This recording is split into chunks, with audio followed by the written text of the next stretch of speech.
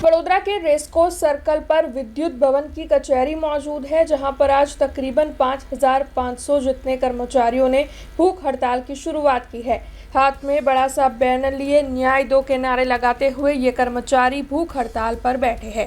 दरअसल विद्युत भवन की कचहरी के बाहर गुजरात इलेक्ट्रिसिटी कॉरपोरेशन लिमिटेड के अप्रेंटिस किए हुए बेरोजगारों की भर्ती को लेकर कर्मचारियों की ओर से भूख हड़ताल की शुरुआत की गई है और इन कर्मचारियों का ये भी कहना है कि जब तक उनकी मांगों का स्वीकार नहीं होगा तब तक उनकी ये भूख हड़ताल बंद नहीं होगी और ज़रूर पड़ने पर उनकी ओर से और ज़्यादा उग्र आंदोलन भी किया जाएगा, जिससे एक अप्रेंटिस को न्याय मिले। इसीलिए ये कर्मचारी आज भूख हड़ताल पर उतरे हैं।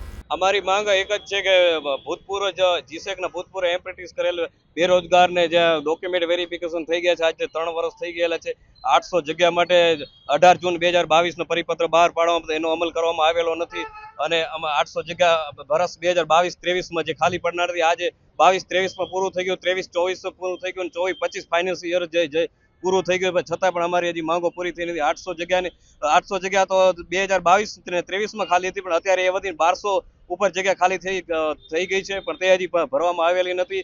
અને જ્યારે ગુજરાત વિદ્યુત બોર્ડ હતું ત્યારે દરેક પાવર સ્ટેશનમાંથી જે તે પાવર સ્ટેશનમાં એપ્રેન્ટિસશીપ કરવામાં આવતી, તેની વેઇટિંગ પ્રતીક્ષા યાદી બનાવવામાં આવતી, તેમાંથી એમને નિમણૂક આપવામાં આવતી। પરંતુ જ્યારથી ગુજરાત વિદ્યુત બોર્ડનું વિભાજન કરવામાં આવ્યું, 7 કંપનીમાંથી જીસેક અને જેટકો અને 4 ડિસ્કોમ કંપનીમાં કરવામાં આવ્યું, ત્યારથી જીઓએનએલ પરિપત્ર અમલ કરવામાં કે દરેક પાવર સ્ટેશનમાં જે એપ્રેન્ટિસ કરેલો તેમને પરીક્ષા લેવામાં આવે અને એનું મેરિટ લિસ્ટ બનાવવામાં આવે અને તે મેરિટ લિસ્ટમાં જે આવતો હોય એમને દરેક ટ્રેડ વાઇઝ એમને નિમણૂક આપવામાં આવે। અત્યારે અમે 5500 જેવા કર્મચારીઓનો ફોર્મ ભરાયેલા છે ભૂતપૂર્વ એપ્રેન્ટિસના, જીસેકમાં ખાલી કરેલી હોય એટલા જ। દરેક પાવર સ્ટેશનના હવે કડાણા છે, ગાંધીનગર છે, ઉત્તરાયણ છે, સિક્કા છે, Kutch lignite thermal power station છે, ગુજરાત સરકાર હસ્તક ચાલેલા બધા પાવર સ્ટેશનમાંથી બધા ભૂતપૂર્વ એપ્રેન્ટિસો આવેલા છે। વિવિધ પાવર સ્ટેશનમાંથી આજે ભૂખ હડતાલ પર જોડાયેલા છે। તો અમને સરકારને એટલી માંગ છે કે અમારો તાત્કાલિક નિર્ણય આપે।